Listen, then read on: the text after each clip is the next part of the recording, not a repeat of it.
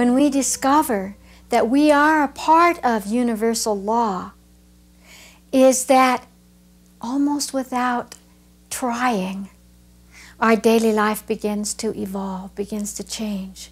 Because if we address ourselves to those cosmic laws, our whole manner of living must, out of necessity, alter itself. We cannot become aware of cause and effect, of karma, and continue blindly to simply plunge through our lives without any awareness of the effect. The moment we begin to recognize that we are having an effect on our environment, something changes in us. Our hearts change. Our compassion changes. Every human being searches for some reflection that we have purpose, that we can make a difference in the world. Even if that's a difference within the family or in our jobs. The more feedback comes to us about how our action in the world or our feelings in the world affect that which is outside us, the more we're willing to step up and participate in the law of commitment.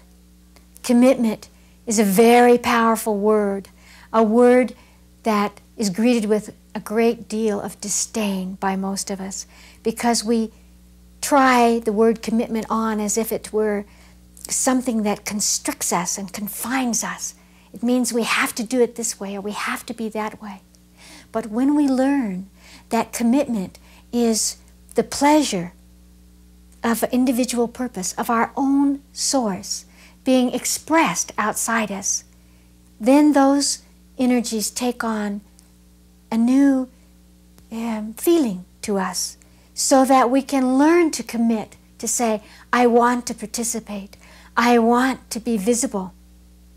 I realize that what I feel, that what I think, echoes out in the world.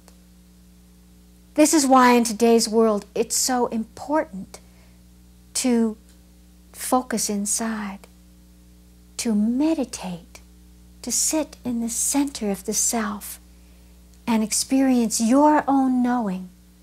Because, for example, if you can find the point of peace inside your body, you are beginning to radiate out an echoing that is picked up, an energy that is influencing every moment the energies of those around you, and then those around them, and continually echoing out across the planet.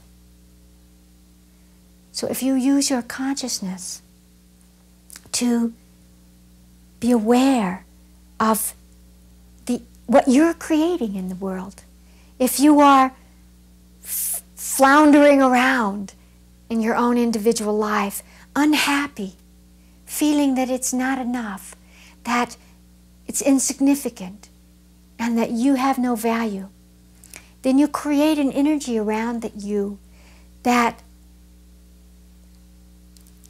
echoes it back to you, as well as out into the world.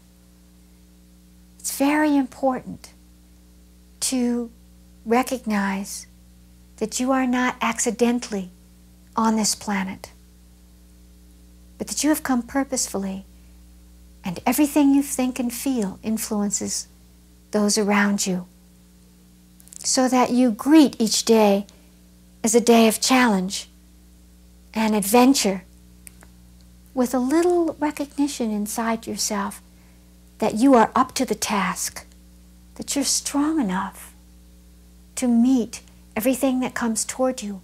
Because ultimately, as you begin to seek and understand cosmic law, you will recognize that you have created that universe outside you for the purpose of your own evolution.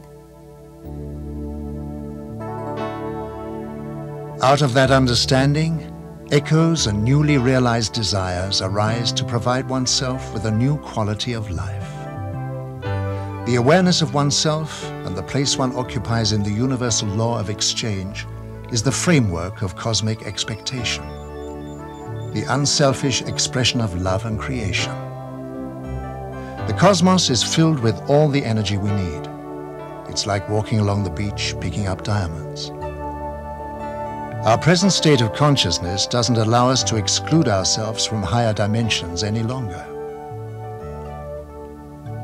And so again, we're dealing with an area which we have changed suddenly. Reality itself has become something quite different from what we've been used to. We have gone from the flatlander to enter the real universe, the more mature universe. And we're going to have to learn to deal with that. We're going to have to learn to deal with it just like a child has to learn to ride a bicycle by trial and error and learn to do that.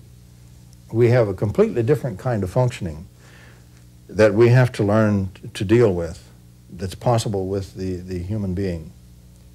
We have the world's most marvelous scalar interferometry ever dreamed of inside our body.